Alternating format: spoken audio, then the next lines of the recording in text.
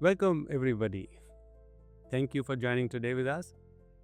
Today, we're going to talk about the future of C Suite series.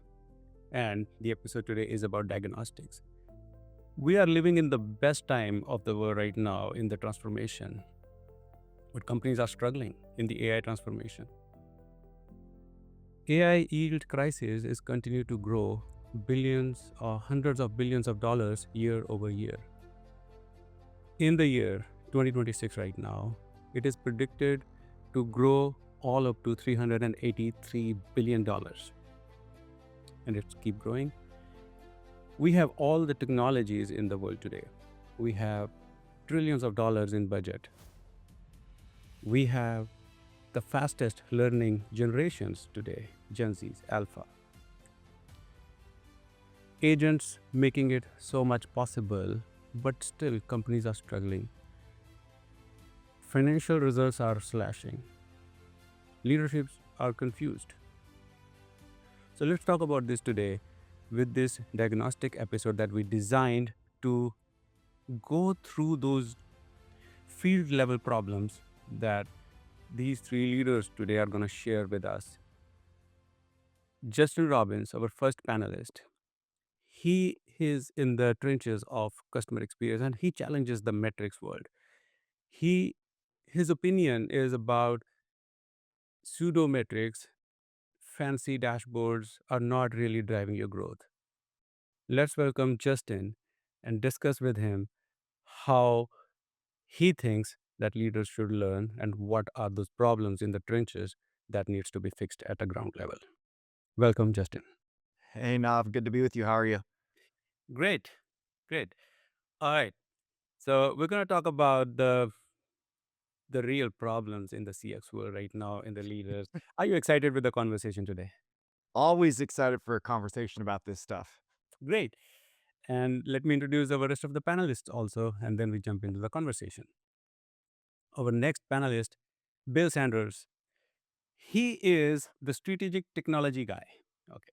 He helps leaders, organizations to drive through those hierarchical work model to the fancy, real outcome driven businesses. Let's welcome Bill Sanders. Hey, Bill, welcome. Hey, Great. let's find out where we are here. All right. And then in the meantime, while Bill, you are figuring things out, and I'm going to switch to our third panelist, Jason LeGunn. He's a go to market leader, work with sales closely, and he works all into the intersection of marketing and sales handoff. He work on data, he works on customer expectations, and he works the real revenue stream that makes businesses really thrive through those all programs and outcome that all businesses invest in, how to map it to the real outcome. Let's welcome Jason. Hey, Jason, welcome. Hello. Hold on. How you doing? Awesome.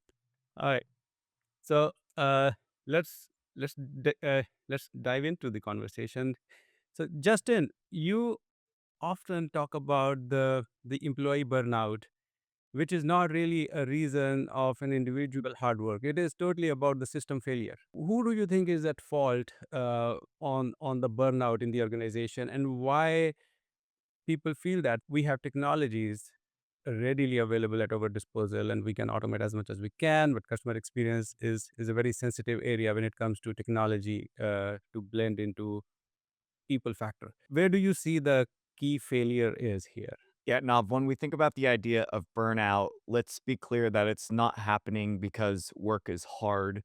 There are two things that are driving burnout for most employees when I look across the research and conversations that I've done. One is that too often work feels invisible, especially when you have high capacity people who care a lot and are making up for all of the gaps and shortcomings and points of friction that exist inside of so many processes and just the way that work works today. A lot of people are having to feel the gap, and that work that they're doing, it feels invisible.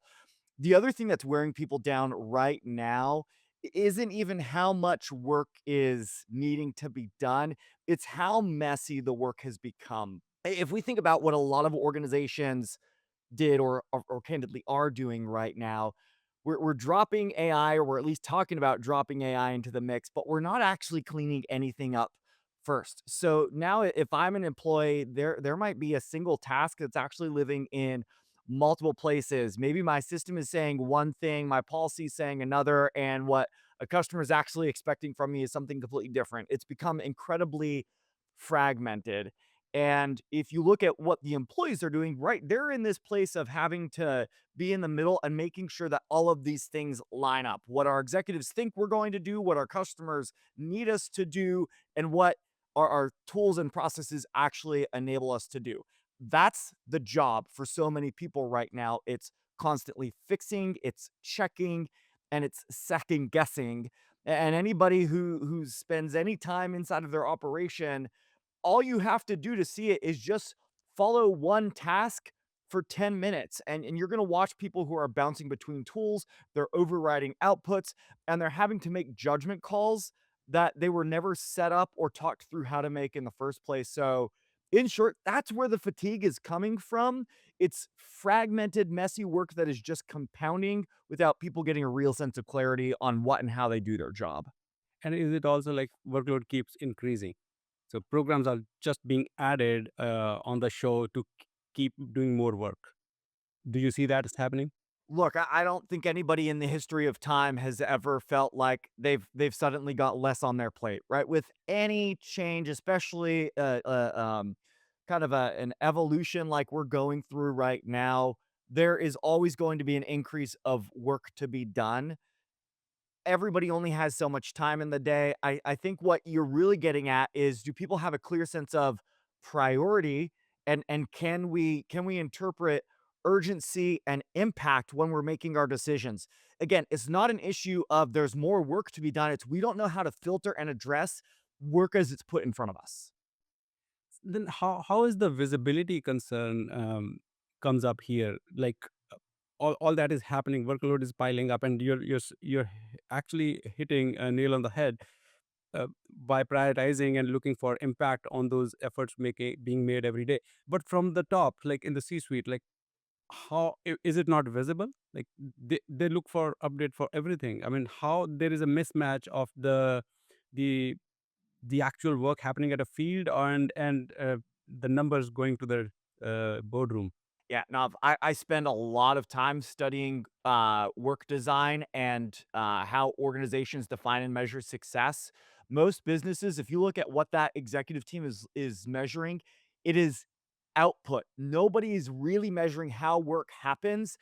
That's where the gap we're seeing at, like, do we cross the finish line? But what have we burned and forsaken to get to the finish line?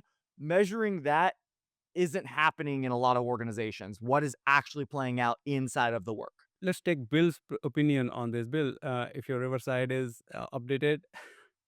Yep, all good. Okay, awesome.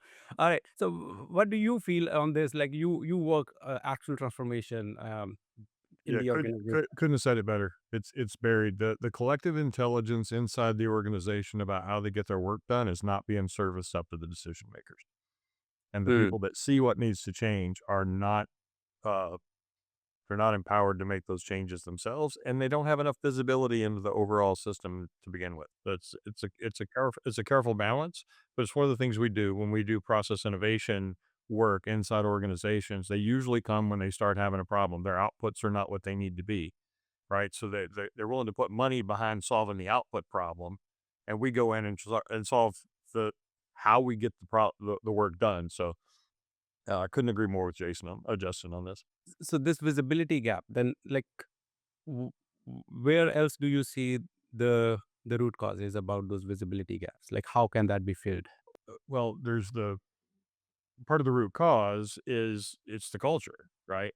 If you bring too many problems upstairs, you become the complainer, you become someone that they don't want to deal with. So you stuff it, right? And then, like Justin said, you make all these covert trade offs in trying to get to the result that you know you need to get the next promotion or the bonus or whatever it is you're doing.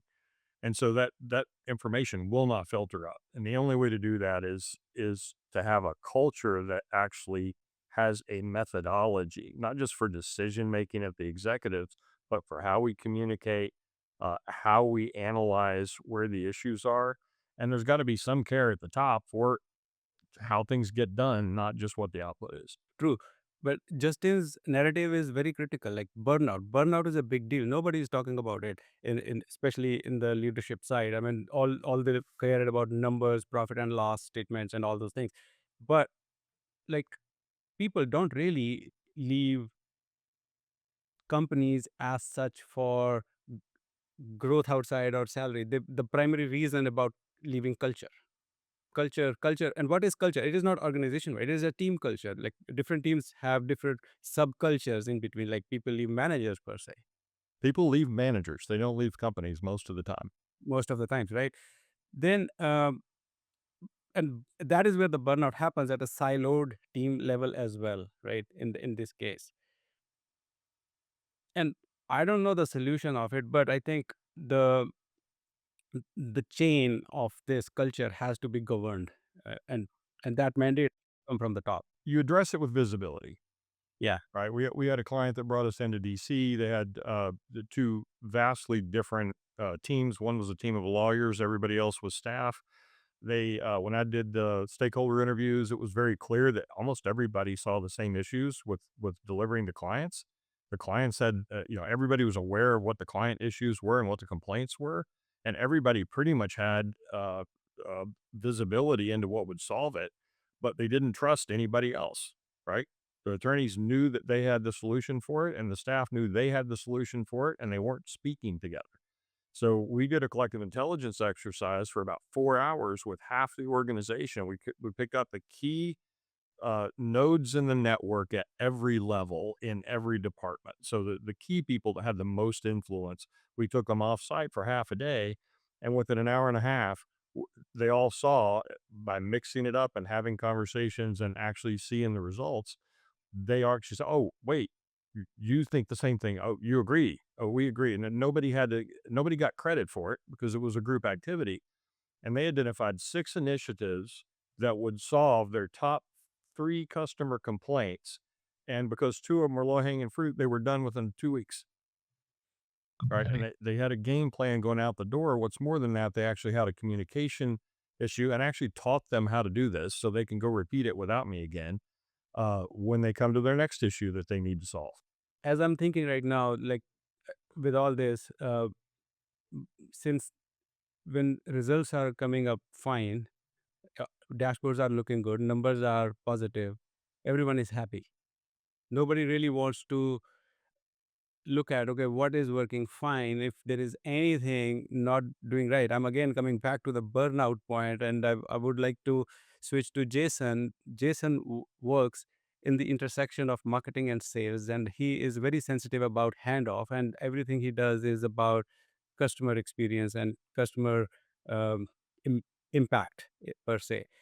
So, Jason, where do you see that, like, because living in the marketing era, and in the middle of that intersection, you see both sales and the marketing world, and if results are coming all fine, but still something is concerning there, which could be burnout.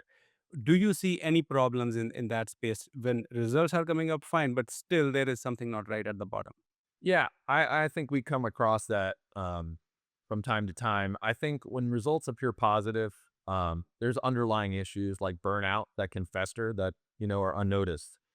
In my Yeah. experience, I think one of the most important things is a successful dashboard that it's a critical part of the business, right? And it's a need for deeper analysis, team dynamics, and processes. So I think when teams are focused solely on metrics, they might overlook the qualitative aspects of their work, like morale, collaboration, trust.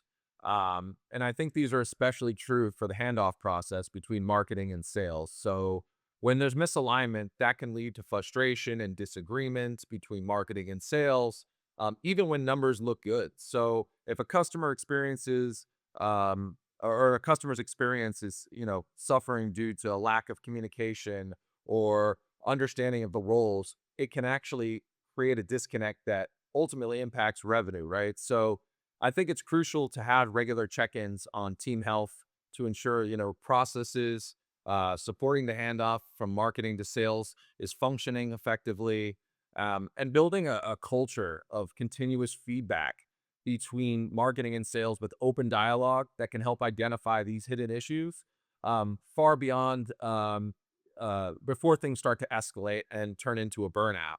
And I think that ensures that both teams can remain aligned and focused on delivering value to the customer, which is what our ultimate goal is here. Do you see, oh, yeah, uh, so I'm switching to budgeting right now. So do you see, like, marketing budget is always tight. It's always stalled, and recent research says it's stalled at 7% for last few years. It's not changing. It's not going up. While technology budget has grown up like several fold times, right? Do you think if marketing budget is increased, it would help influence results, or it will just add more activities without any significant success? Yeah, that's a good question. So I think personally, increasing marketing budget can certainly amplify results, but it's not about just adding activities, right? It's about strategic allocation of that budget. So if we're going to invest in the right tools, we need data-driven campaigns. We need integrated strategies that are aligned closely with our sales team. And we can drive significant success if we have that all aligned.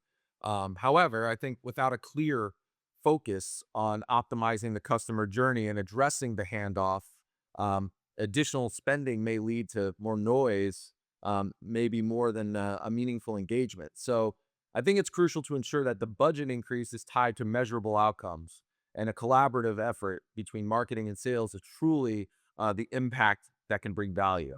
Where do you see the low hanging fruit is about technology implementation, AI? I mean, especially recently, like Adobe Summit have announced a lot of agentic AI update into their ecosystem, and big organizations are relying highly on Adobe. And but companies are being careful. Like 20 years ago, everyone was being careful about going to cloud. Now today, everyone is there. 10 years later, we all will have AI running almost every part of our lives, right? But today, business are being reluctant, especially when it comes to customer experience and customer touch points. And marketing is all about building perception with customers and prospects.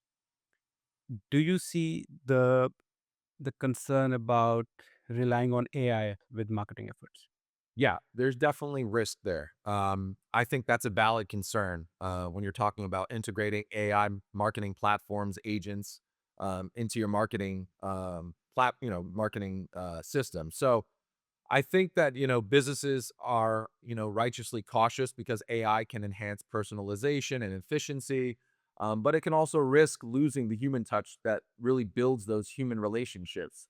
I think the key is to strike a balance between leveraging AI for data analysis and automation, but also ensuring that marketing efforts remain authentic and, relatable to the customer. So I think by using AI to gather insights and enhance customer interaction, while without completely replacing the human engagement, I think companies can build stronger perceptions and trust with their audience.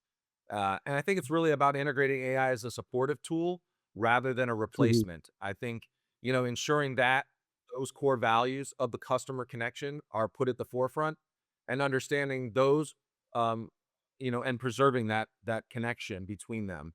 But absolutely, like you mentioned, AI adoption, there needs to be some hesitance on it.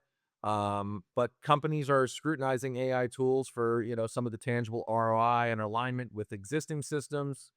But I think, as technology matures, the focus should shift from fear of implementation to understanding how we can use AI to enhance operational efficiency and drive revenue. So I think just as a cloud solution became essential for scalability in corporations and enterprises, I think AI is now a critical component for optimizing marketing and sales alignment. And I think it started with pilot programs that can demonstrate quick wins, and organizations can build confidence in the AI's capabilities while integrating that into their broader strategy and avoiding pitfalls of fragmented implementations. Yeah, yeah, being myself marketing and Jason, we have worked together on several programs. So we both know that, and of course, everyone in this panel knows, like, AI is all about like what we give to AI for training and for learning and everything, right? For that matter, data is never mature, data is never complete. It's a continuous process. Okay. But there is another perception is like, okay, let's have data cleansing first. So we feed the right data to AI to make reliable and better decisions.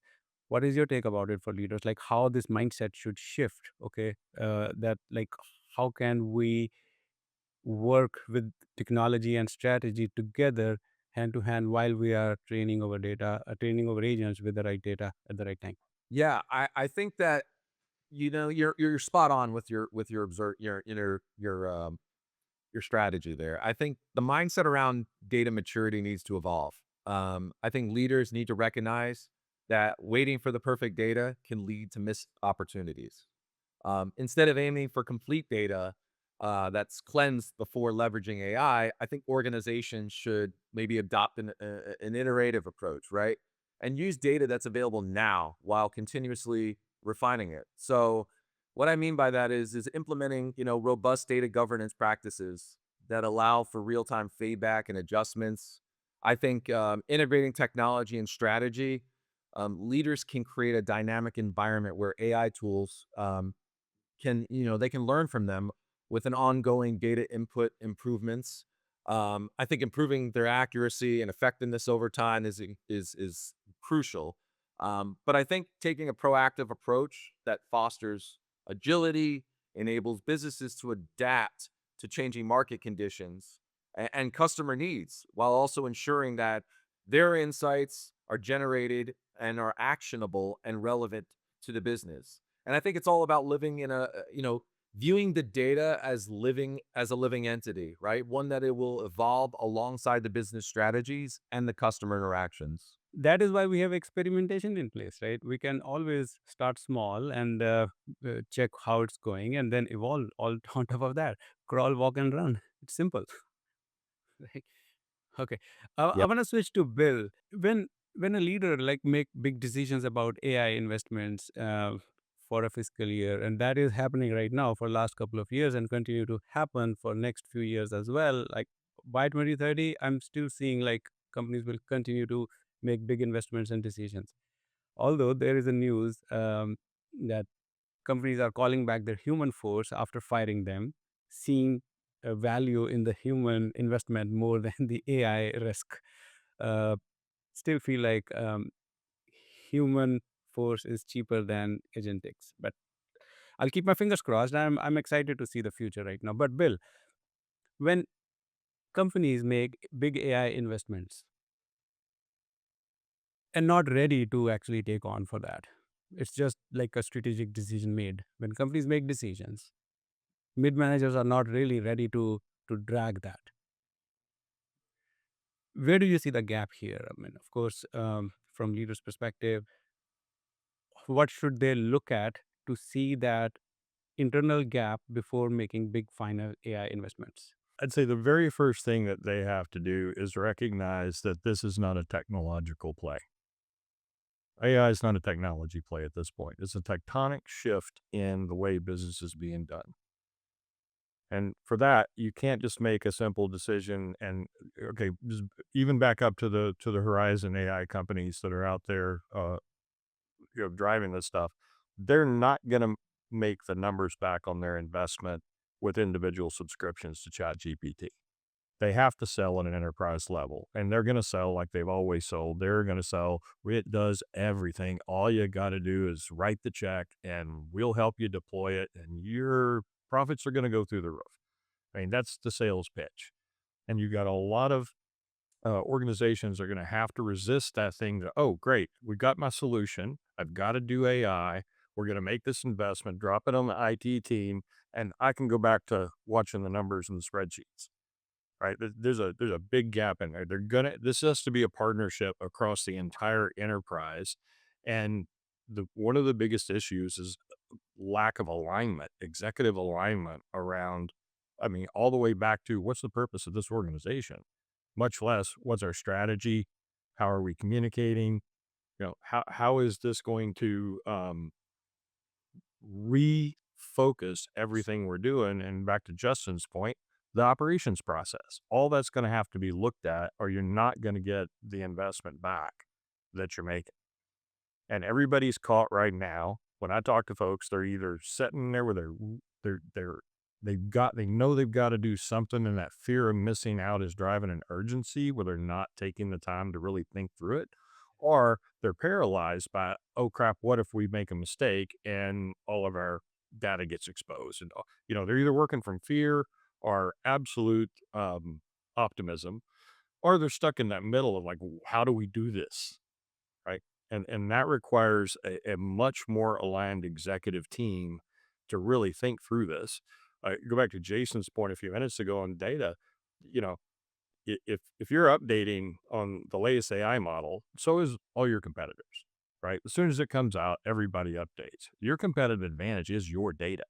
And if you're not treating it just exactly what Jason just said, where it's this living entity where we are using this to make decisions. And then back to Justin's point, that data also has to include how we're doing our operations internally. It can't just be customer data. It's got to be the whole thing. And we do not have a general.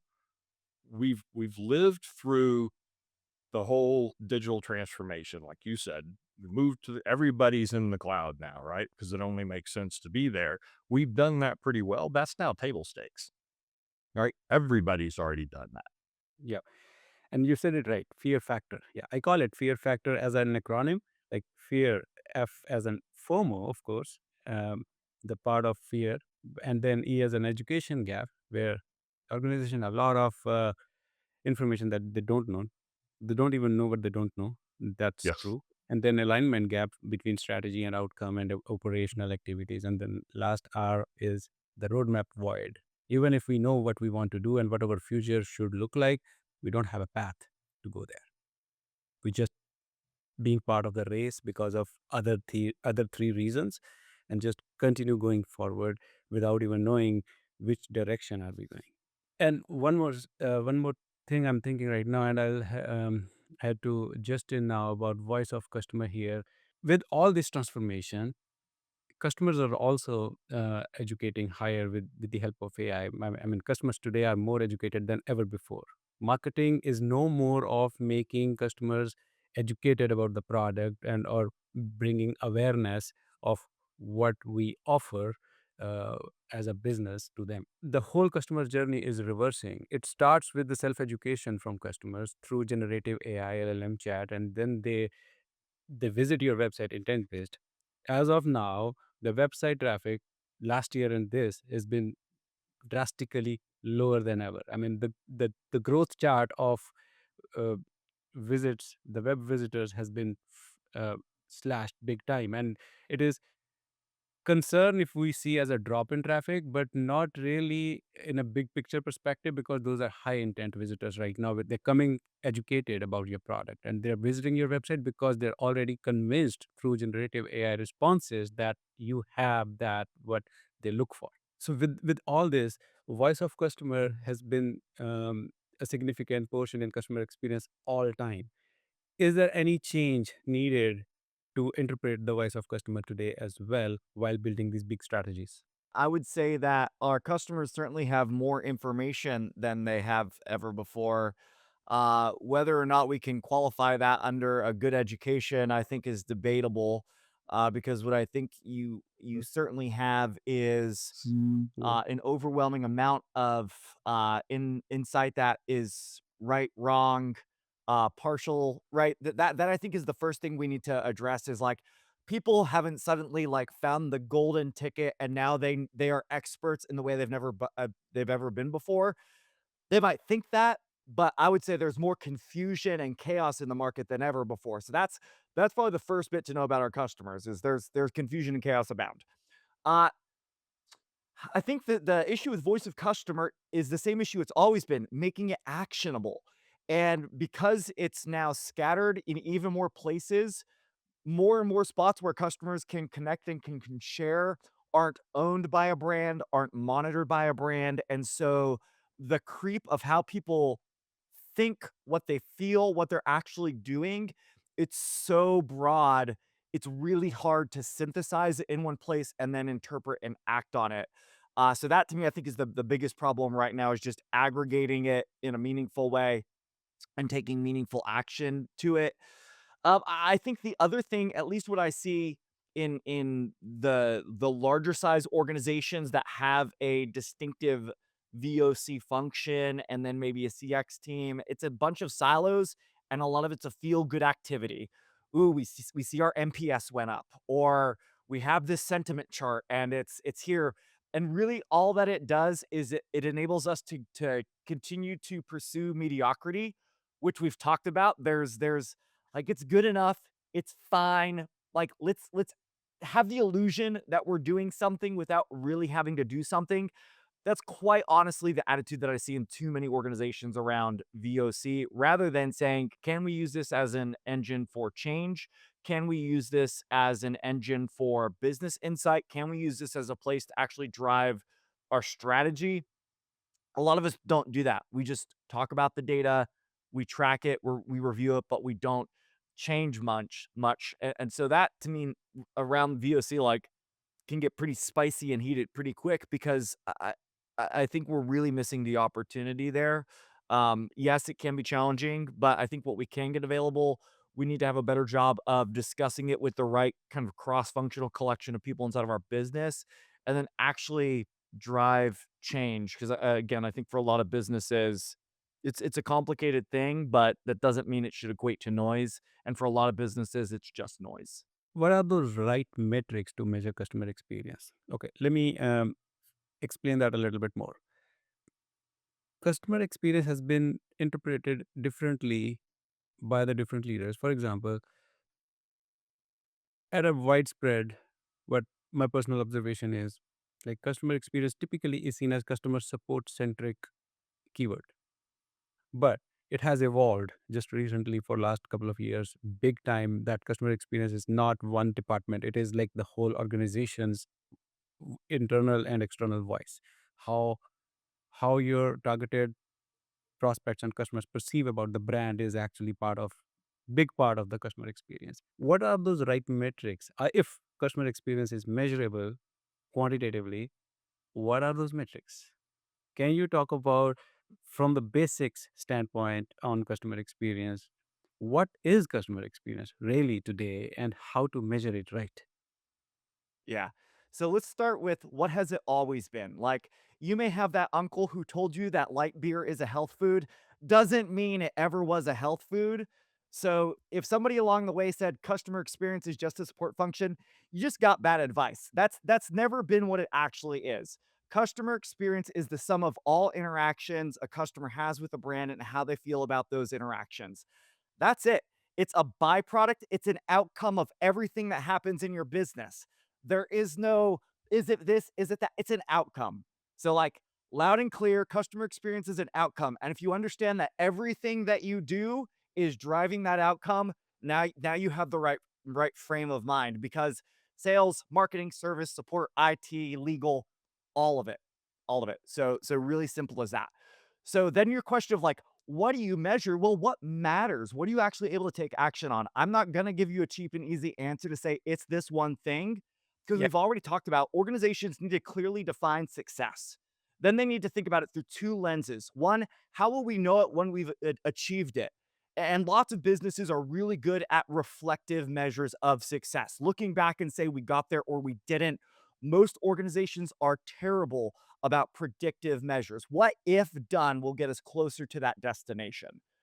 So for me, I think it's going back and what's the outcome that matters most? And it matters most to your business, to your customers, and to your employees.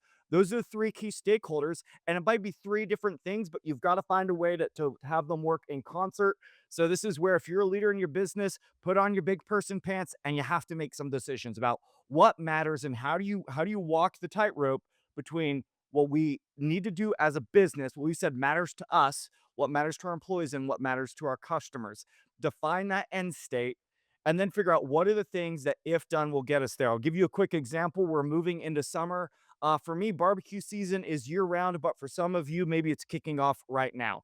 I'm a competitive barbecue judge, and one of the things I love to do when people come over is make them brisket. What is my reflective measure of success with a good brisket? We've got no leftovers and people stop talking when the food's on the plate, right? That's my reflective measure of success. That's how I know I made good brisket. It doesn't just happen. I don't snap my fingers and that's the outcome. Brisket is actually a very fickle thing. I know that I need to use a 50-50 rub of salt and pepper. I'm going to use post oak to smoke that thing at 225 degrees for about an hour and a half per pound until it reaches somewhere between 195 and 205. I'm going to touch that thing, and when it jiggles like jello, I know we're done. Those are the things that with time, with experience, with exposure, and testing and iterating, I'm able to figure out that will get me to good brisket. Most organizations say, hey, I want to provide a great experience, a great employee experience, but they don't understand what it actually looks like when they've achieved it. And they certainly haven't taken the discipline and the due diligence to say, what are the things, if done, will get us there. So a little bit of a rant for your easy question of what are some simple metrics. There are no simple metrics, but it does start with clarity and alignment in our business around what matters most and what we're willing to do to get us there. Any light on measuring churn, measuring upselling growth with existing accounts, or referrals? It depends. If Metrics. I'm revenue generating, those things matter. If I'm helping people plan funerals, right? You have to take like there's so many flavors of business. Like we can have a one-on-one conversation if you're like, I don't know what to do, but it genuinely depends. Not only does it depend at a broad business sense, but it depends in seasons.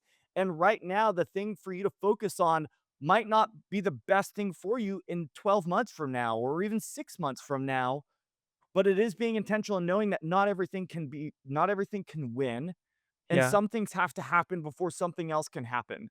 If your employees struggle at building rapport and credibility with customers, until you get that right, you're never going to have relationship based selling as something that you can lean on and see those outcomes. So for me, it's like I like to think in terms of story and analogy, and for me, this is like I always equate like domino rally is something I love playing growing up. Right, you set up a bunch of dominoes, you hit the first one, like, you can't expect the 10th domino to fall if you don't understand what's gonna like, what are the first 10 that have to fall in front of it? Like, that to me, from a metric standpoint, we may say this outcome, yes, we wanna have upsells of this percentage.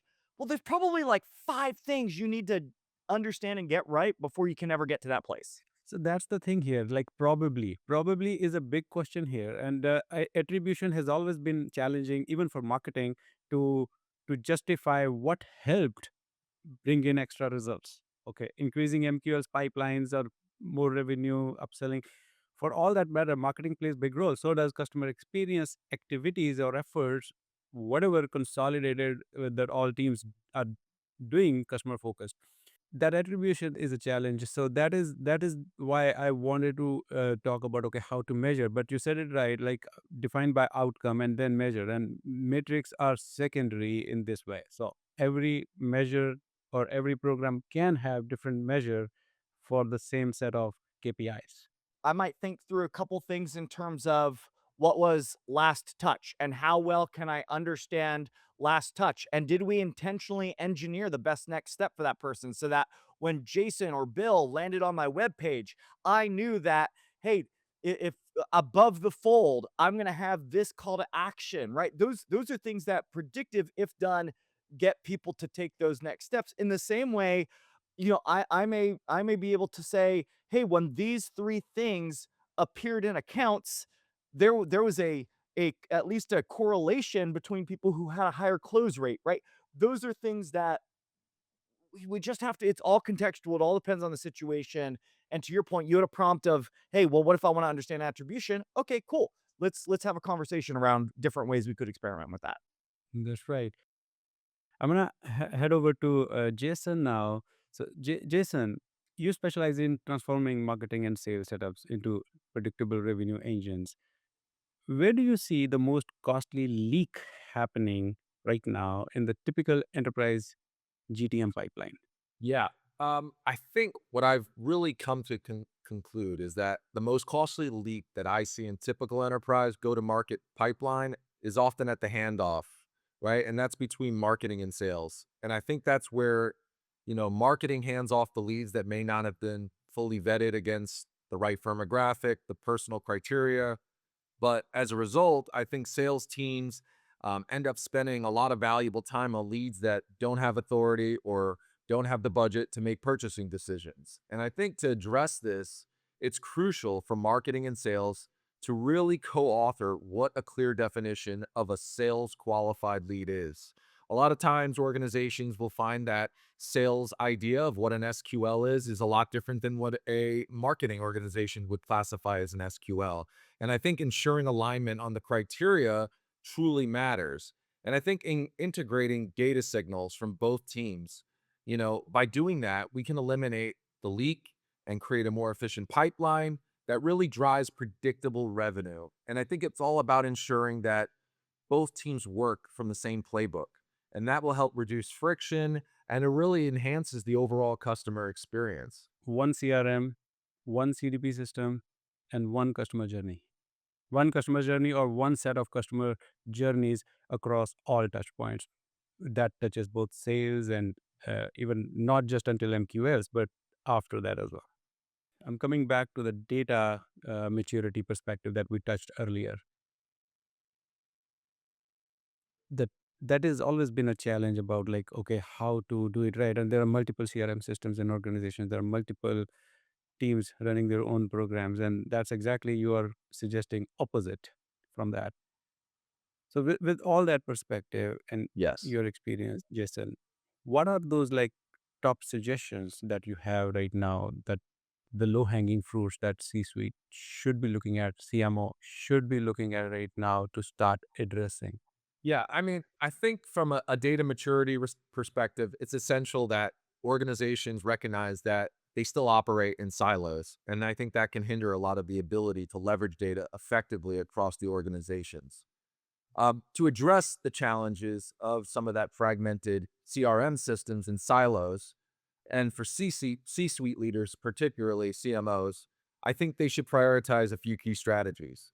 First thing I would look at is conducting a comprehensive audit of their existing tech stack to identify redundancies, some of the gaps, consolidating that to a single CRM and a single CDP that can Yeah. serve as a central hub for the customer data. Now, by doing that, that'll streamline processes, it'll enhance visibility across the organization, and I think, secondly, they should really establish a clear definition of what the criteria is for an SQL, right? In collaboration with marketing and sales, and ensuring that everyone's aligned on what constitutes a qualified lead. I think that will also help eliminate the friction between the SQLs and improving the lead quality. And I think, third, is really implementing a closed loop feedback system. I think it's crucial that sales teams need to really provide structured insights on some of those lost deals, which can inform the marketing strategies and improve targeting going forward. And I think lastly, fostering a culture of collaboration between marketing and sales through regular joint meetings, shared metrics. I think that will ensure that both the teams are working towards a common goal and ultimately, creating a unified revenue engine that enhances the deals, the customer journey, and provides the outcomes that the customer is looking for, but also that the company is looking for. Thank you, Jason. Let's head to Bill. Bill, you're helping organizations through transformations and making them navigate through traditional way of working to the modern agentic world. And companies have been experimenting forever. It's hard to scale on top of basic experiments and small A/B testing or trials. Do you see that companies are, or your clients are stuck in pilot purgatory? If yes, then what is the reason behind and how to get over that? Absolutely see it. I've seen it recently where they're again treating it like it's a technology. Right. So they pull together a working group and they start a beta test and they go experiment about how we could use AI. And you've got a group of team members. I actually was sitting in on a call recently, and they came back after 4 months of experimentation and paying for Gemini Enterprise and all this stuff for that team to play with. And You could hear it in their voice. There's nothing here as a service industry that we can use AI for that would fundamentally change what we're doing because they're scared of losing their jobs. There was no culture there that said, "Hey, we're going to grow the business. We're going to speed things up for you. We're going to make AI available, and we're going to actually achieve better results. And then we're going to expand your roles and responsibilities." Right. And all they can see coming is what Justin described earlier is this total frustration of all this work that I do in managing all these disparate things just to get work done. And then none of it's seen, recognized, or rewarded. So that's a key thing that I'm seeing right now. So, what decisions should be required to be made by leaders to get through that? Well, and I think this is why. So I have a joint venture with Secura Sky. We wrote a executive AI playbook in January. We published it. We're about to publish a version 2 out next week because there's a lot happened in the last 5 months around like what are the steps, like understanding the critical nature of what's going on right now. I mean, this is ground shifting. It's not going to leave you. It's going to affect three major things. It's going to affect your customer relationships, especially as agents start making purchasing decisions for companies and renegotiating on another organization's behalf. If you're B2B, it's going to it's going to force you to have an intelligent operating system that's actually work. And you need humans at the helm. Somebody said this, and I love this. You're going to have humans at the helm, not just in the loop, right? You have to have agreement around what we're actually doing and how we're going to make those decisions so that we're all on the same page. And to Jason's point, one of the key things is we use the same words, we don't have the same meanings, right? There's a lot of unstated assumptions when we're negotiating these things, when we're talking about that. And if you don't have a system that drives true understanding and alignment in the organization, especially as things change, um, it's not going to be your competitive advantage going forward. It is going to form cracks. Even if you get it right now, it won't be right in 6 months. And so you have to have an intelligent operating system in there. And then particularly with the autonomous organization, autonomous AI agents out there, you are going to have to really look at your base business model. If that's going to change, you're going to have to reinvent some of that stuff because you've got companies now, they do not have your technology debt. They don't have your culture debt, right? All the things that the water we're swimming in as an organization, all of that's changing, and it's changing way faster than it's ever changed. So keeping your finger, like having a system to gather that feedback, be it from marketing, be it from internal operations, those things have to come together and have a way, as Jason said, for that closed loop feedback system so that we're making better and better decisions that impact all three of those things: the customers, the employees, the bottom line, our suppliers, the entire supply chain. All of that stuff has to be considered, and there are no solutions. There are only trade-offs. That's right. All right. So, finally, like, what are your top recommendations for C-suite leaders to start looking at as low-hanging fruit to fix things? Yeah, one's education, and it's not just simply there's so much out there now. No one person's going to be able to figure that out, right? An individual CEO sitting in the C-suite, even an executive team at some level, is not going to be aware of what are all the possible case studies for your particular business, right? You're going to have probably some outside help, and you're definitely going to have inside help within the organization, and be able to pull and draft off that collective intelligence of what the people on the front lines dealing with customers every day, be it sales, be it customer support, be it marketing. What's that information coming back? Where are opportunities, and how are we going to use AI to leverage those for competitive advantage? Awesome. Thanks, Bill. Justin, what are your top recommendations for C-suite leaders to start solving or addressing immediately? Yeah, I want to go back to something we said earlier is that most people leave bad bosses. I think that's actually a misinterpreted finding because most people I know aren't actually bad bosses, but what they've allowed inside of their team is they've allowed work to work against them. And I think most importantly, when I look at employees and why they ultimately leave an organization or just become apathetic and do the bare minimum is they feel like the organization's promises don't match their practices. So if I were an executive, one of the things that I would ask myself is where are the places where work is working against our people? Where is the places where our promises don't match our practices? And you're going to find out that there are some that are really easy to identify and address. And over time, you can systematically work through all the ways that work is working against you and it's eroding people's trust and confidence and sense of purpose that they feel. So that would be where I'd start is get really sober about where does our purpose not match our practices. Awesome. Great. Thank you, Justin. And thank you, Bill and Jason. Really appreciate your time today. And we had a great conversation. We already have a good amount of list for leaders to look at. Thank you. Thank you very much. Thank you. We discussed about the ground level problems in the field right now. The businesses and mid management organizations are facing challenges about customer experience, technology transformation, and marketing and sales intersection.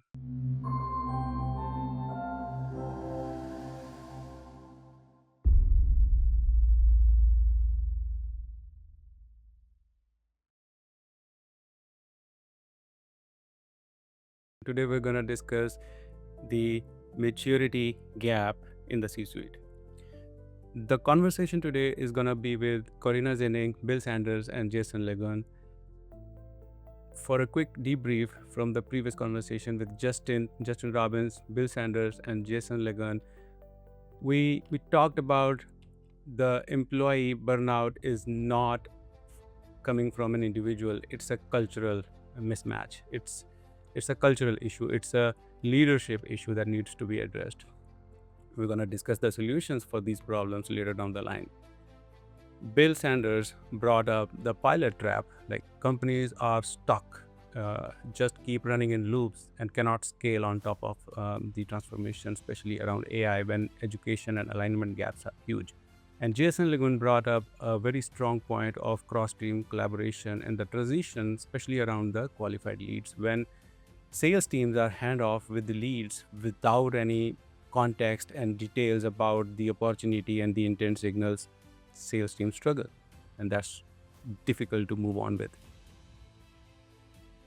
On that note, we have Bill Sanders and Jason LeGunn back to continue that conversation today with us, and we also have Corinna Zennig, who is coming from data background. She's a leader of data maturity and going to discuss with us, okay, how these problems are solvable with data maturity.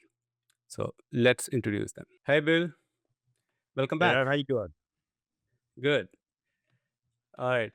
Thanks, Bill, for joining us back today to continue the conversation where we left a few days ago in the previous webinar. And we're going to discuss, okay, how this pilot trap is becoming bigger and bigger over time, and your theory of 41% of companies are struggling. And then, is there anything else? Like, do you want to add on anything more today? Just an introduction. My name is Bill Sanders. I'm a principal and managing director of Roebling Strauss. We're a group of execution strategists that do everything at a hands-on level. And we are heavy into AI implementation right now. And that's why we published the Executive AI Playbook and frameworks. So got a lot of that stuff to talk about today. Saw your playbook, and I love it. Lots of theory we have in common about the maturity code that we are developing. All right, let's move on to our next panelist, Jason. Hi, Hello, Jason. Welcome back. hello. How are you, Nav? Hi, Bill. Hey, Jason, Uh, good to see you again. Good to see you guys. Just a quick intro. My name is Jason LeGunn. I specialize in enterprise sales and global business development. And I'm excited to talk about some of these strategies today in regard to alignment between marketing and sales and AI strategy as well. Yeah, that's the important area, and your inputs are valuable because it directly touches the revenue stream for the organization. All right, let's bring in Corinna. Hey, Corinna. Thanks, Welcome. Nav. Hey, how are you doing? Good. Corinna, I briefly were talking about earlier today is about the data maturity that you're going to discuss. You want to add on anything? Like, can you tell us a little bit about yourself and how you will contribute to this conversation today? Yeah, absolutely. I run the lazy analyst, less work, more insights. And that tagline has never been as much challenged as this year with AI. And it's really all about the maturity behind your infrastructure, right? Do you have business intelligence infrastructure? That's what my company takes care of. We do data strategy and we implement architecture so that you can use your data to actually make profitable decisions in your business. All right. Thanks, Corinna, and thanks everyone. Let's continue with the AI playbook, the white paper that Bill you published, and you really published a damning metric that says enterprises are bleeding up to 40% of their AI value potential because they are stuck in the pilot trap, and that is exactly where I am also arguing in the maturity code that companies are stuck in pilot purgatory, and that is the experimentation phase where most organizations are struggling to scale out from. They cannot grow. What are your other key findings that, like, what are the bottom line reasons behind the pilot trap? AI has already been proven to work. We don't need more pilot programs to determine whether it's going to work or not. It's going to be how it works with you, how it works with, as Korean is going to talk about, your data. How clean is it, and what are you trying to do with it? Moving beyond proofs of concepts into actually making sure that when you design these things, uh, you're actually generating tangible value by making sure that you understand the realities of running it actually in production. You've got to plan these things so that you're exposing your organization to the operational realities of running AI in production. Latency, interference costs, model drift, governance oversight, how clean your data is. All of those things have to be designed in. And if you don't, if you're just tossing this off to the tech team to deploy it and test it, you're wasting a lot of money. The investment is about testing the concept, and then scaling is become a challenge because is their target not clear or the roadmap was missing at first place to uh, what the end goal is. Why are we doing the experimentation? Both. Everybody gets very excited about the new turbocharger that they're gonna put on the car, and they don't really look at, is the car capable of running as fast as that turbocharger is going to push it. Jason, I'll ask you, like, how do you see this that experimentation is has become a struggle in cross team collaborations between marketing and sales, because both teams are continuing uh, doing the experiments as well with their uh, tools, with their customers, and within the teams also for a different processes.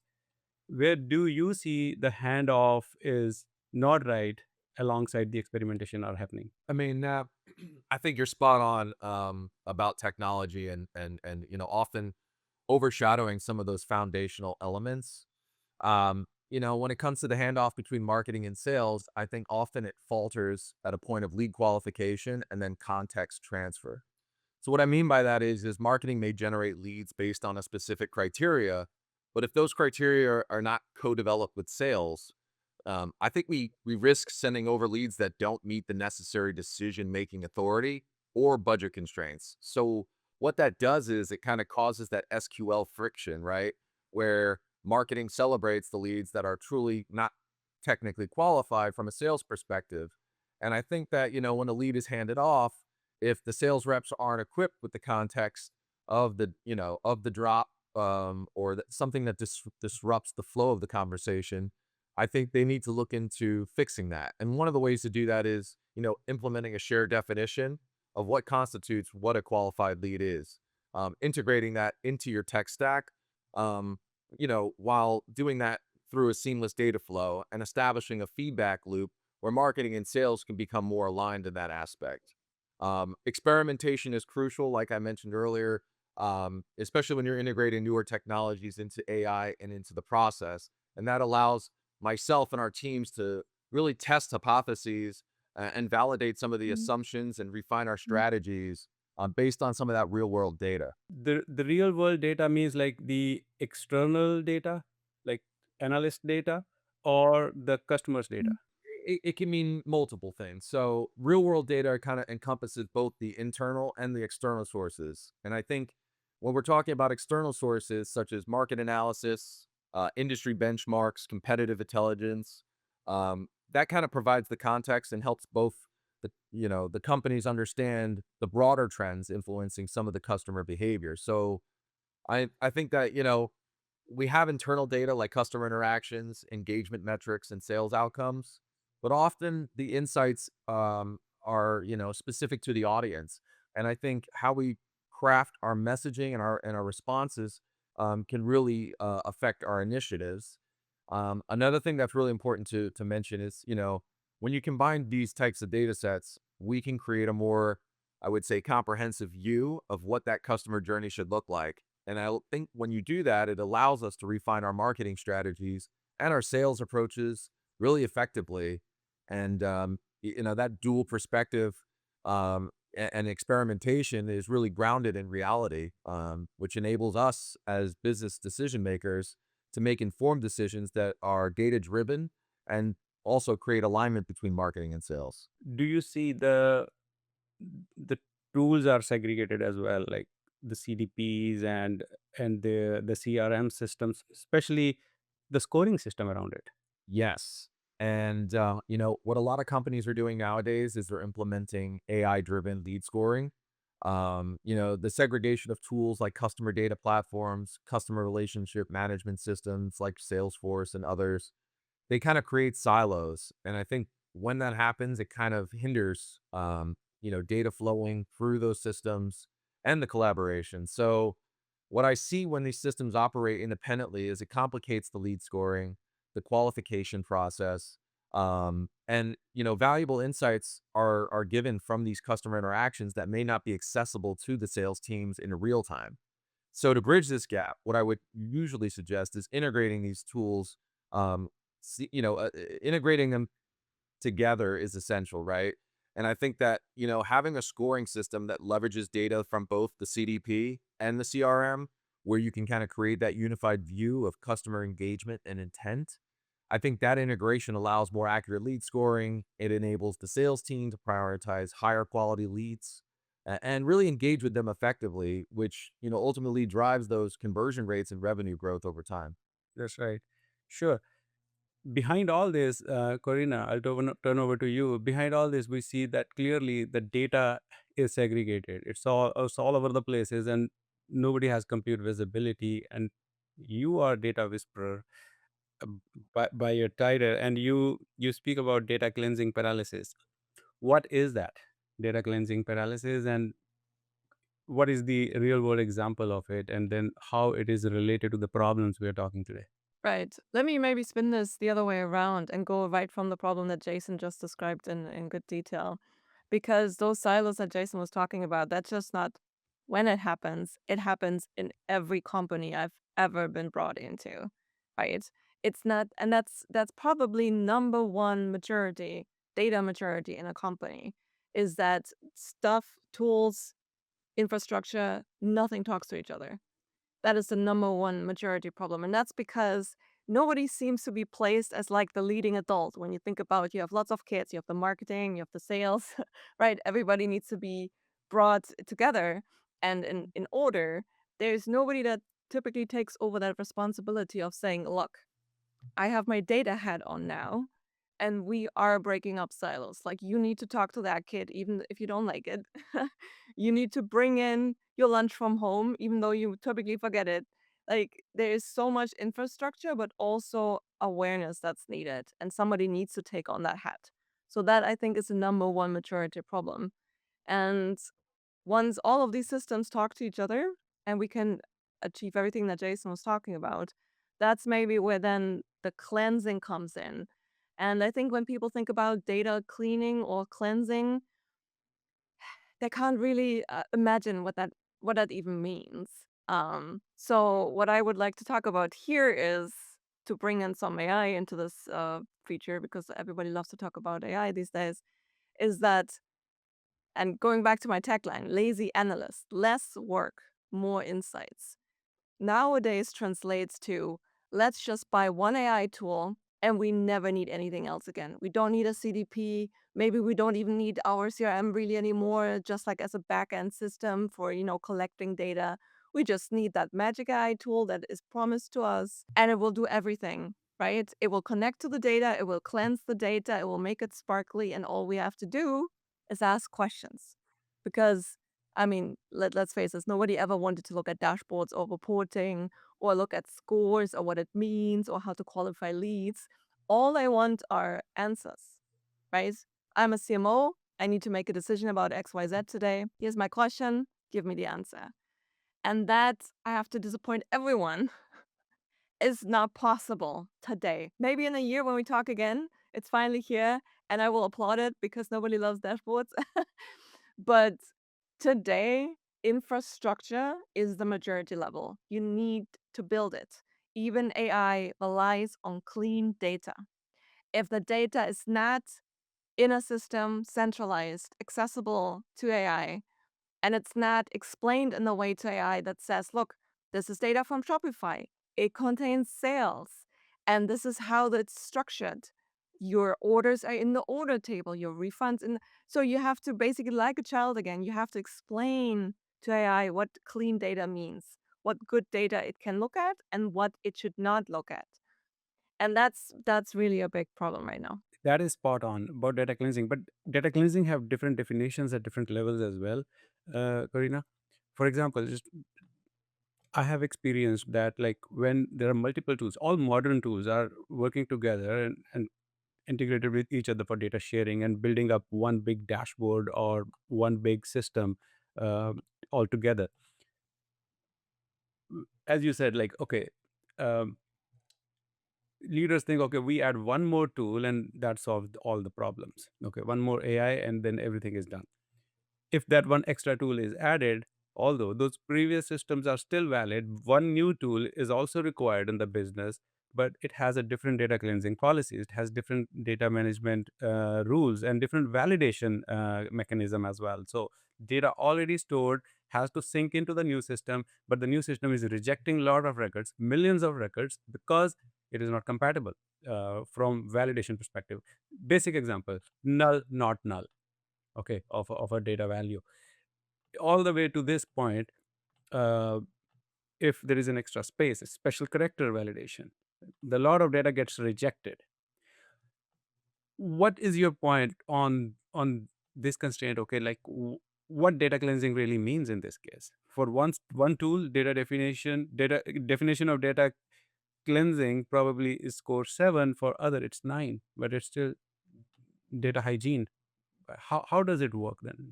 Have you ever faced this kind of a situation? Well, that's basically the standard problem with tools. Tools should never be the end point in your journey, data journey, business intelligence journey.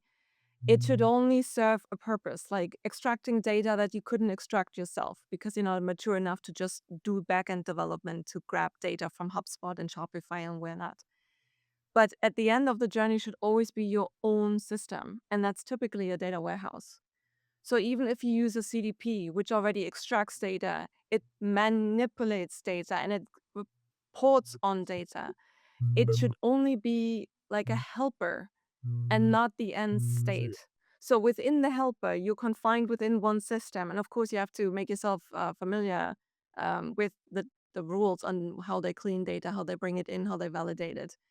But when it comes to your overall reporting, like the business overarching reporting, that should be in your data warehouse. And the pipelines you lay there, I call them data pipelines, those should be under your control. And that's how you unify, you standardize all of those cleaning mechanisms. So when we build pipelines from data sources, whether that's tools or original sources like AdnaWorks, Shopify, HubSpot, that's where we have like even proprietary cleansing methods built in because they have to happen every single time with every data source.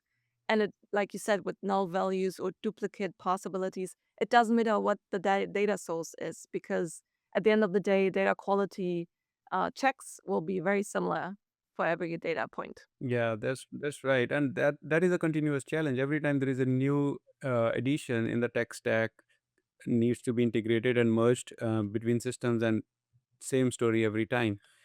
Yeah, that and yeah, this is something that we need to address as well in the long run. With AI is probably uh, again, we are dumping a lot of responsibilities on AI to solve our future problems, but let's see where it lands eventually. Yeah. And that's why we always recommend you need to be the owner of your own data. You need to be in control. Less tools, more, instead of onboarding 3 more tools in marketing, marketing should onboard 1 more analyst. Because the real gap that I see is that marketing is always on sales as well. They're supposed to be the experts in analytics. They're supposed to do their marketing analytics. They're supposed to do their sales analytics. But it's a very techy skill set you need to have to know how to grab data, manipulate it, store it, govern it, right? Make it secure, make it clean. So really what they need is an analyst who's maybe not very strong in marketing, but very strong on the data side. And with that, you can save yourself 3 tools. You just get all of your data centralized into a warehouse, and then you can run any report any CDP could provide you, but customize it to really your needs.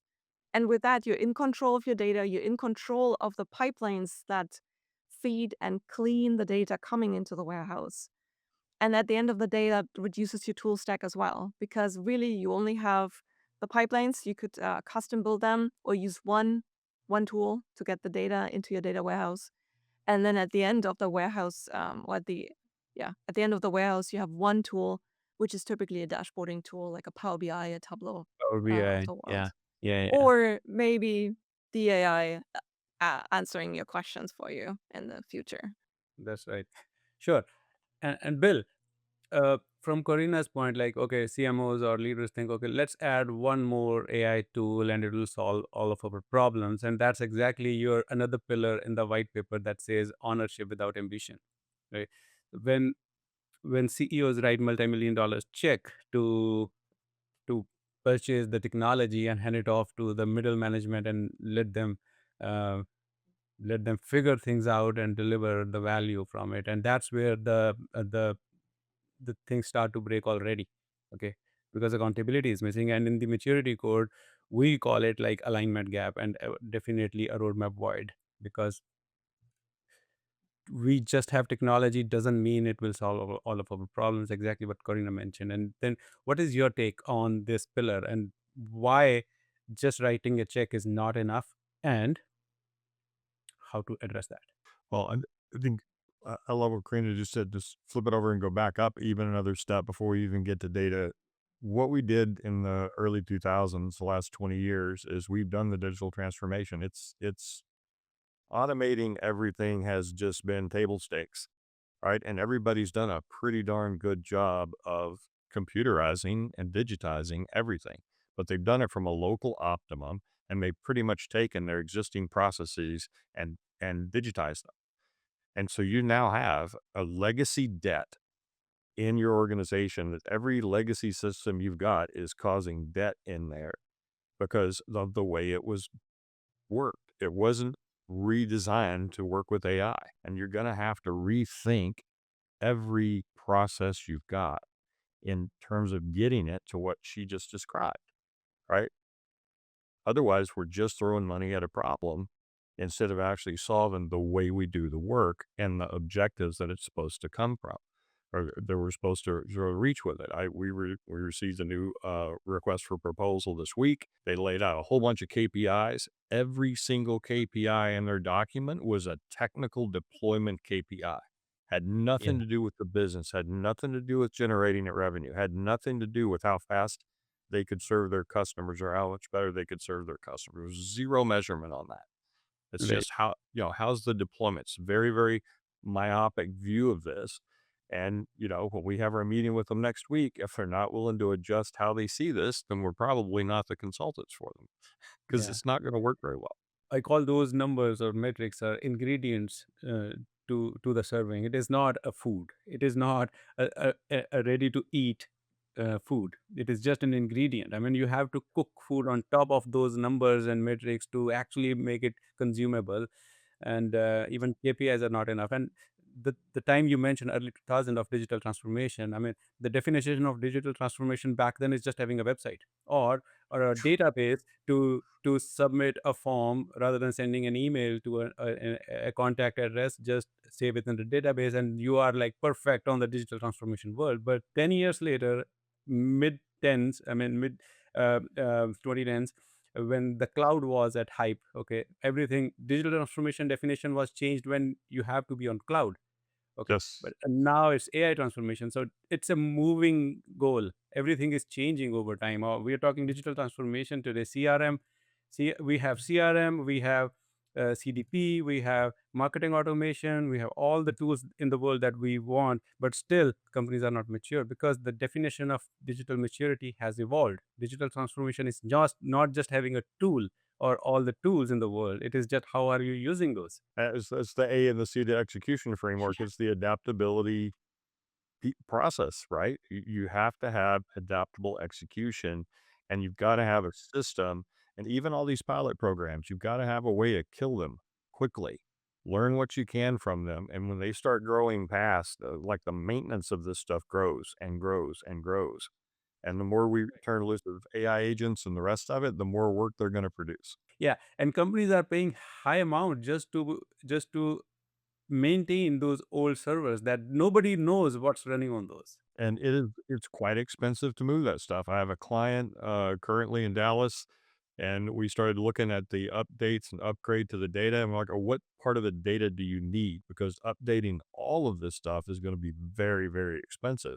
And there's only a small piece of it that they need. And so we reset everything up from a zero base and started running things forward.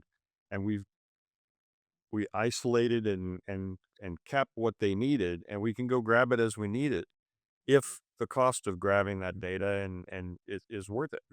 And if it's not, doing a big technical deployment and redesign of everything just wasn't worth it for them. Yeah, that's maybe if you want to explain it a bit more, because that's a common problem across all large organizations. Okay, there are a lot of systems running, nobody knows, and nobody wants to touch because nobody wants to take responsibility of breaking anything in the process, right? And that's an accountability problem. And how I play this card, sometimes when I see the risk is low, I just shut it down temporary. Okay, I have done that, and nobody cried. Right? If the report's going, if we're generating, if we're spending all this money generating a particular report and nobody's using it to make decisions, nobody's looking at it. It's just, it's a waste of effort. Correct. And if nobody's crying, then why do we even pay for it, right? There are millions of dollars in yearly cloud bills only that companies are paying. Okay. Yeah. Well, And Microsoft clouds just are, off this last week, right? and that's the biggest black box in the tech stack right now. Yeah, and I forget, was it, I think it was Uber. Somebody's already spent their entire AI budget in the first 4 months of this year. In the first quarter, yeah, first quarter for the entire year. Yeah, that's true. I mean, things like that happening. I mean, the cloud and AI systems are crazy if not controlled correctly. Yeah, and yeah, maybe we want to discuss it in more detail, Bill, today or later about like, okay, how to get rid of those legacy problems in the tech stack. Okay, some problems are really big and nobody wants to take a charge for playing around it. Just people are finding workaround to get their work done without touching those, and there's a huge money stuck in there as well. Yeah, there is. I think it all comes back to incentives. I think the old quote is, "Show me the incentive, I'll show you the behavior." Right? The line that says this is an executive level problem. This is not a director level IT problem. This is, you're going to have to take responsibility as the CEO, as the CTO, as the CIO. You're going to have to take responsibility for this and build out an AI team that is looking at all of this and managing as it goes forward. It can't just be a pilot project that you throw a junior team at and say, hey, tell us where we can use AI to help reduce expenses. That is it's low hanging fruit, and it's not going to deliver what you want to deliver in the long run. All right, so Jason, what do you think about like how AI can help both marketing and sales to consolidate their scoring model, customer journeys, and the mechanism to qualify leads? Yeah, that's a complicated question, but one of the ways I think AI can significantly enhance alignment between the marketing and the sales team is by creating a cohesive, accurate scoring model for customer journeys. So I think that, a lot of organizations are not properly leveraging machine learning algorithms. And organizations can use that to analyze, large amounts of data to identify patterns with behavior, engagement, which I think will, allow for a more nuanced understanding of what constitutes a qualified lead. So for example, AI can help you consolidate scoring models by integrating multiple data sources, right? And web interactions, social media engagement, email responses to really create a customer profile or a comprehensive profile for each of those prospects. And I think that, when you use this approach, it enables both marketing, sales to have that shared understanding of what makes a lead sales qualified. So moving beyond basic metrics like downloads or webinar attendance, instead, we can look to and incorporate a firmographic and behavioral signal that really ensures that the leads are being handed off are genuinely aligned with what that ICP looks like. So, I think that AI can facilitate the qualification process by automating some of that lead scoring and prioritization. But I think that, predictive analytics help identify which of those leads are more likely to convert based on historical data. And then that can allow the sales teams to focus their efforts on high potential opportunities. And that not only streamlines a lot of the sales process, but it also reduces the friction between marketing and sales during that handoff. ICP standardization is a big key here, but someone has to take responsibility to keep it updated and in sync all the time. What has been also observed that over time, when more data sources are added into the ecosystem, then ICP starts to get influenced as well, personalized by the team, by customer support, or sales reps, by sales reps inputs too. Is there any experience that you can share around when ICPs are also impacted with the temporary decisions? Yeah, yeah. I mean, you're absolutely right. Maintaining an up-to-date ICP is crucial for driving alignment. That's the Uh, main pillar behind CDPs and CRMs, right? And yeah, I auditing mean, strategies. one notable experience I had was during a major launch at a company I recently worked at. We were ramping up our go-to-market strategy in an effort to kind of quickly launch and gain traction with our campaigns. So what we did is we made some temporary decisions to target a broader audience that really established what our ICP or what we thought it would be. So initially, it seemed like a smart move to capitalize really on those, immediate opportunities, low-hanging fruit. But it really soon became clear that the approach was kind of diluting our messaging and creating confusion among our prospects. So we kind of found ourselves attracting leads that didn't align with our core value proposition, which really ultimately, impacted our conversion rates. Sales reps were spending more time on leads that were not a good fit. It led to frustration, wasted resources. So we recognized this issue and we pivoted back to our defined ICP. And, when we did that, we were able to make adjustments within our approach to really target um, who our current ideal customer profile is by leveraging rich data with CDP, identifying patterns, preferences, and even behaviors that inform the ICP, um, making it a livable document that evolves with the market. Now, on the other hand, there's CRMs out there for managing customer data, interactions, and tracking engagement through the sales process. And that's great. It provides sales teams with the context they need to approach, prospects effectively, based on some of that historical interaction and insights gathered from the marketing team. But I think, a well-integrated CRM can help ensure that the sales reps are aligned with the ICP by highlighting some of those accounts that fit that defined criteria and, flagging those that may not. So I think when you have these systems that work in tandem, it creates a powerful ecosystem that supports the revenue alignment. And I think marketing could leverage insights from the CRM to optimize some of their campaigns, target their high fit accounts, and sales can access that real time data from the CDP to understand the customer's needs, tailor their outreach accordingly. and all of these CDPs and CRMs are essential for maintaining a dynamic ICP, right? And that ensures that the marketing and sales team is operating really on a cohesive revenue engine. And I think that facilitates what that data-driven decision making should look like. And it, creates a seamless experience for both the teams, and helps to True. really build those relationships and drive revenue growth. Yeah, that must be a good experience. It's kind of an experimentation that you did with ICPs. I mean, my where I was coming from was like randomly touching ICPs by like just anybody's decision, anybody's input. Okay, my boss likes to add one more parameter to ICP. Oh, let's do that. I want to look good to him or her. But what you did actually was the planned experimentation on ICPs, which didn't work, and you rolled back, and then you were back on track, which is the right way of doing things. Yeah, but again, the bottom line is ICP is definitely one of the key parameters behind all those strategies, especially in alignment with marketing and sales. If one room is speaking French and other team is talking German, I mean, of course, it's it's not gonna fly. Actually, I have a question, Jason. Was that a planned check-in, or what triggered that rollback? Yeah, we were evaluating the data and the results that we were seeing from it.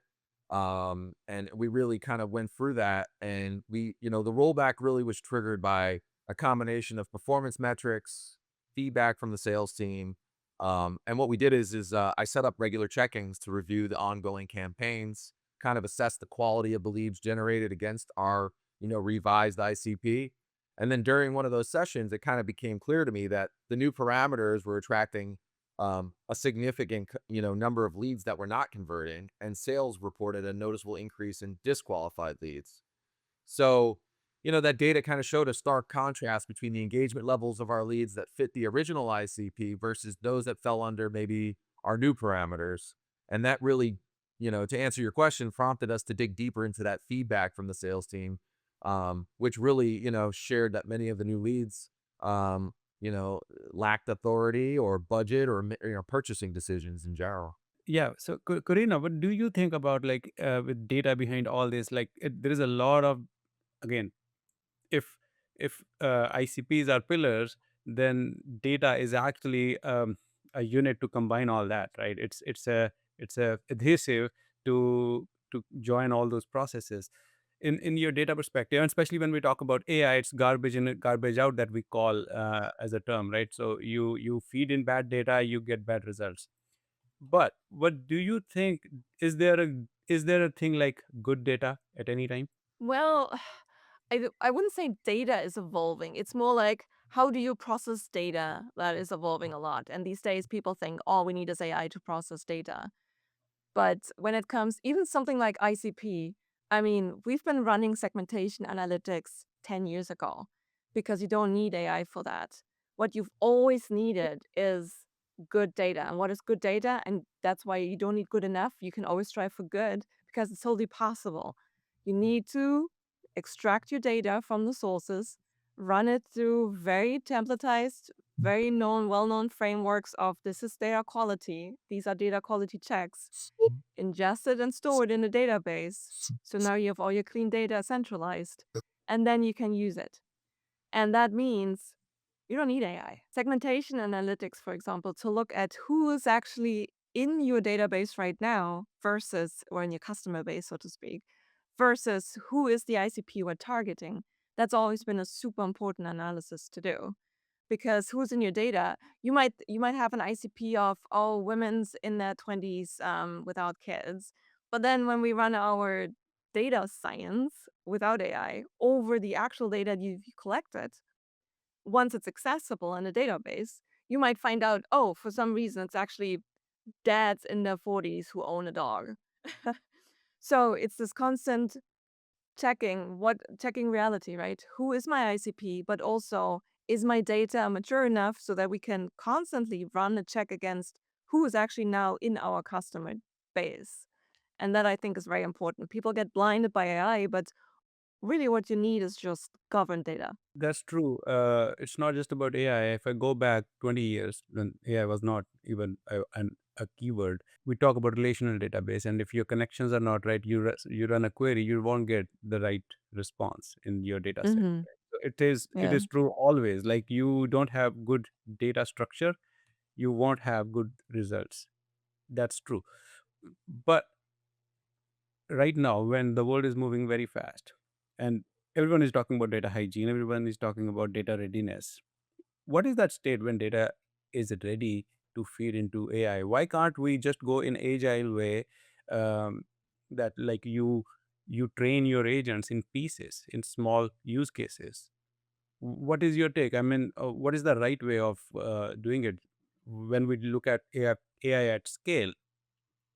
If we wait for the entire data to clean and be ready for AI before we move forward, we may be too late. I mean, that goes back to what Bill was talking about, the legacy systems, right?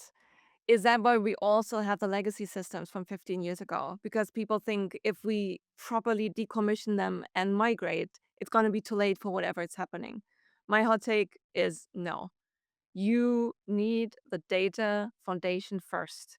And depending on your company size, it might not take more than 6 months.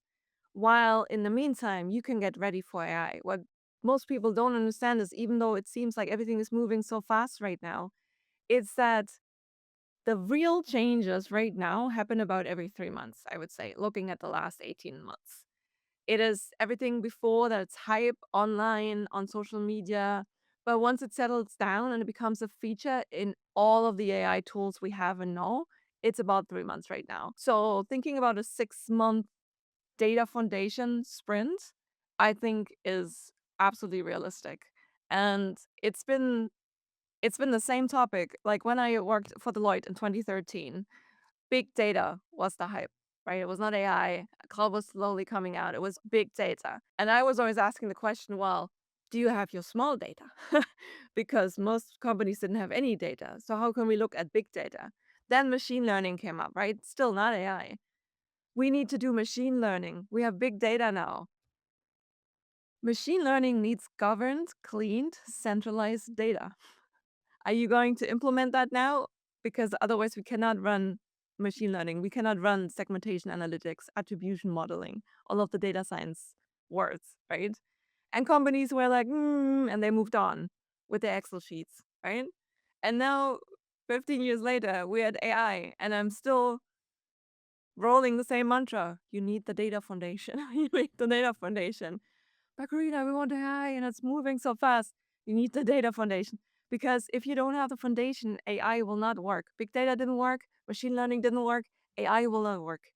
And the real problems, and I think we already tapped them a little bit, is that right now, I mean, what is AI? It's a large language model.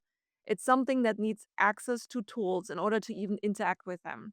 So think about it, just marketing, having 20 tools, right? CRM, email, wherever they are, ads, 5, 6 different ads, right? Even now, we are only starting to get the first connections. I work in Claude, for example. Uh-huh. I have a HubSpot connection. I have a Coda connection now. It does not have a LinkedIn connection. It does not have, well, Shopify just added the connection. So we're slowly getting to a point where the AI has more access. But what does access mean? It has access to what I call the back door of a tool. So think about it. When you work in the tool, you see the front end. It's like some shiny interface, right? That's made for you. In the back end, you have to imagine just this basement room just stuffed with things, right? That's basically every data point that tool has ever collected. And there is a basement door. We have access to that door. It will give you access. 99% of tools give you access to that basement door. So, of course, we could give that key to AI now instead of to our data pipelines that feed databases.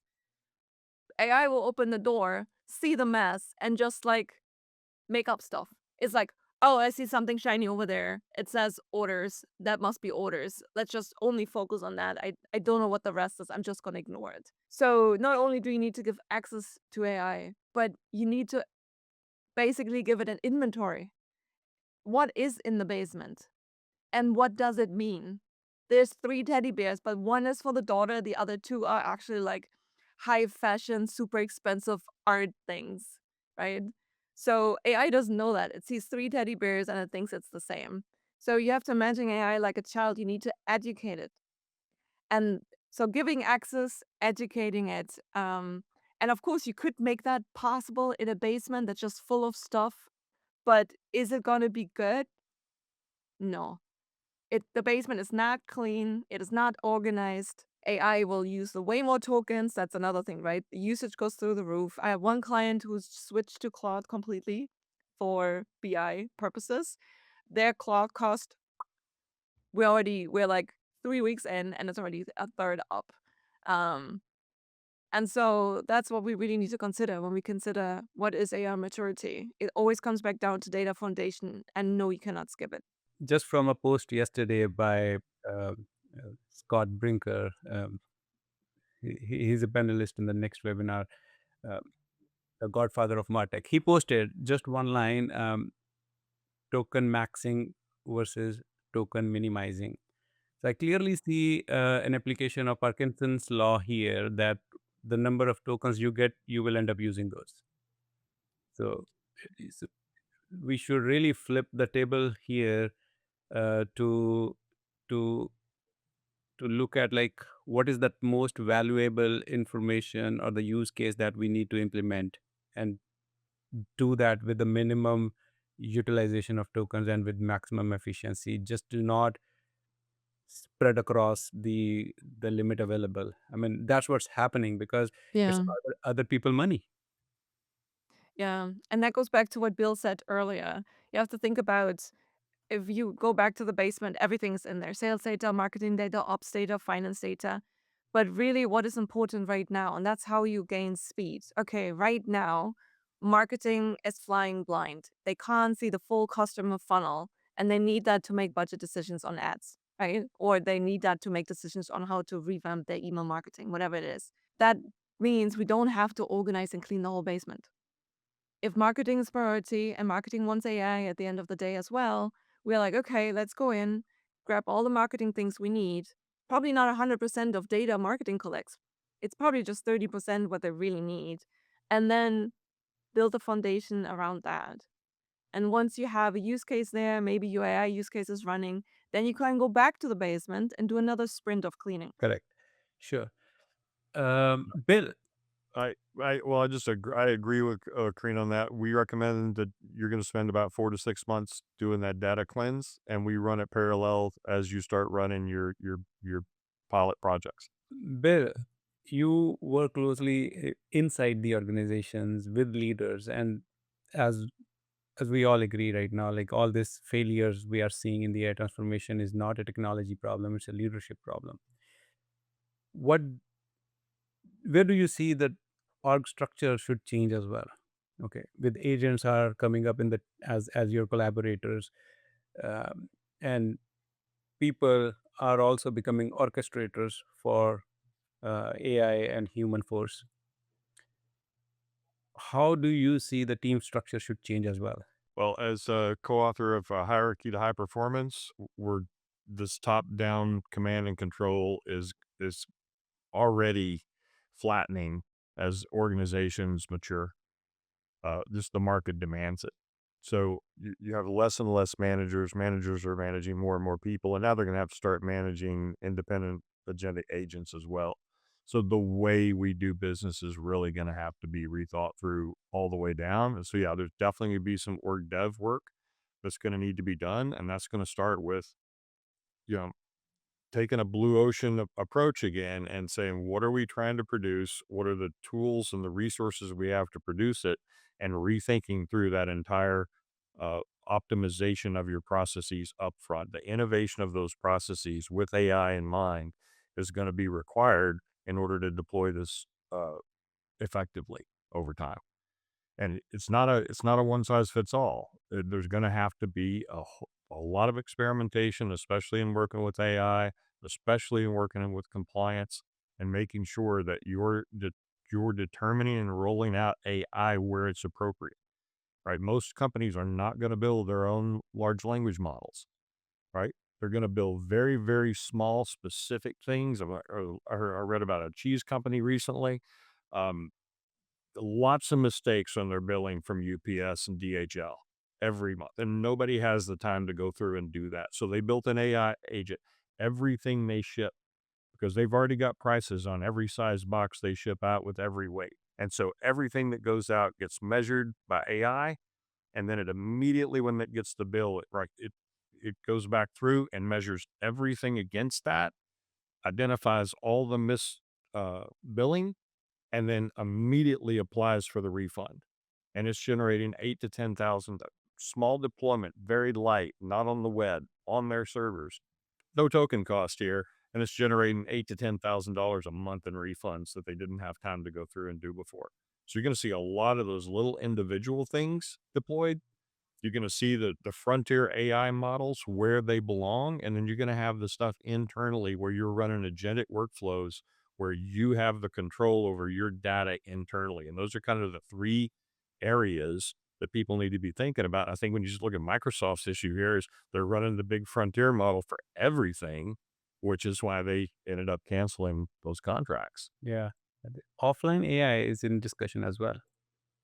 Absolutely. That and I do see it's a very interesting area to look at. I mean, there is an IDE tool, generative IDE, that recently been launched, and I'm in touch with the CEO of that organization, and, uh, and they claim that your data doesn't leave your computer, and I do see that as a future. I mean, you download a package, the model on your local, and you run everything in house. So first of all, it's a security matter. It's your data privacy, and your models remain with you. You're not training your competitors on the public model, right? So Right. And you are a lot of the enterprise deployments already have that in play, especially if you're right. already operating in the cloud. Correct. Yeah. Yeah, that's what will happen eventually.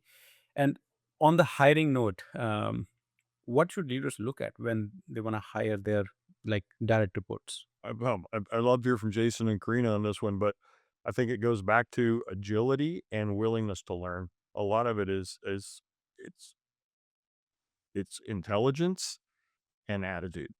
If they're willing Mhm. to get in and try it and work it and learn it and take it from the point of view of how can this help me do more faster instead of how can this keep me from doing work. I mean, take it from a student perspective is how can this help me learn more versus how Yeah. can this help me write a paper so I don't have to actually dig in and do the work. Yeah, your metrics analogy, like producing a lot of operational numbers on a reporting dashboard is not enough. So just uh, doing work, finishing your task is not enough anymore right now. So in the future ready world, what value you're adding to the group, what outcome you are influencing by your day-to-day activities. Yes. Can you connect your data? I mean, this is part of the issue. I think we talked a little bit last time, Jason. Yep. Was people want to feel like the work they're doing is important. And if they're Yes. True. constantly doing rework, if they're constantly doing, if they're not sure that they're actually contributing, it's demoralizing in a lot of Yes. ways. And you get the people that quietly quit and check out and just do the bare minimums. And if your incentives are check the box and do the bare minimums, that's what you're going to get. Jason, what do you feel about the future ready teams persona? Yeah. Like, I mean, I think Bill hit it right on the head. Agility and growth mindset are really essential traits. I think that individuals, feel when they feel their work, it lacks significance or it's mired in rework. It can cause disengagement. I think the concept of a future ready team is crucial in today's fast paced business, especially with AI. A future ready team, it embodies agility, collaboration, a sense of purpose, right? And I think that these types of teams are not just focused on checking boxes. They're actively looking to innovate and drive meaningful change. And I think, to find these type of people with this type of persona, I think organizations must foster, learning, continuous learning, empowerment, where team members are encouraged to take risk and challenge some of the status quos, and that involves providing the right tools and resources as well as the supportive environment that values creativity and an initiative. And I think when team members feel they have a stake in the outcome and are recognized for their contributions, they're far less likely to, quietly quit, as we like to say, and feel really engaged in their roles. And I think, like, we spoke about, or Bill mentioned earlier, aligning incentives with outcomes rather than the mere activities is essential, right? And that means shifting from a mindset of completing tasks to one of delivering value, right? And I think Bingo. that by focusing on those shared goals, and the collaborative success, I think that future ready teams can thrive, really driving the organization forward while enhancing, individual satisfaction and commitment along there. So it's a huge part of it. That's sure. Corinna, what do you feel about the future's role? Yeah, I mean, Jason really hit it on the head there. It's really the change management. If you want to make your company AI ready or really dive into AI, you should have a change management consultant on your team right now, or an advisor, whatever you prefer. I don't think it will work with tools or with just trainings to enhance whatever people know already from their personal experience. It's really the change management that's going to be needed. And then, I mean, it goes back to any other change that's happened in the past in terms of technology. You need to make a differentiation when you hire between, do I need a subject matter expert like a marketer or salesperson that is also open and willing to learn to use tools, or do I right now need the IT person who really knows their stuff? They know the models, they know about local models and not local models, and they know how to coax requirements out of stakeholders in terms of what are use cases for your very specific department, team, and then build them, and then help the team, the marketing, the sales team, implement them, adopt them together with the change management support that the company now has. So don't look for that unicorn that can do both. I need a super A-class marketer that also is an AI expert, because that's what I've always seen with data. We need this super expert marketer, and they need to know everything about marketing analytics and how to do data, right? So that's the same with AI. You want an expert there to guide, and then you want team members who are open but don't have to be AI experts. And please don't let AI write your job descriptions, because I've seen many of them. And I've seen AI job descriptions for AI experts that say, we want 3 to 7, I'm not kidding, 3 to 7 years in this skill, 3 to 7 years in that skill. And I'm like, that skill only exists for the past 2.5 years. Right. So Like, it true. wasn't existent before then. Like, nobody could have had that skill. So think about those job descriptions yourself. Refine them with AI, but don't let them be written by LLMs. All right. Thank you, guys. Thank you very much for your kind inputs today. It's really valuable conversation, and I hope we created good list of problems to discuss in the future episodes. Thank you. Awesome. Thank you. Thank you, Thanks, guys. Thanks, everybody. Nav. Great to see you all. Sure. We definitely have very strong arguments to discuss in the next episode on June 22nd with Scott Brinker, Bill Schmarzo, and Antonio Neto Rodriguez. Save the date, June 22nd. I'll see you again. Thank you. And that's a wrap on this episode. We hope you are walking away with at least one battle-tested strategy you can apply to your own digital journey today. This show is built for leaders like you who are tired of the fluff and ready for real solutions. If you found value in this discussion today, please subscribe to the channel and leave us a review. It helps us bring more world-class leaders to the table. Also, feel free to share this episode with a colleague who is navigating these same digital trenches. Thanks for watching, and we'll see you in the next one.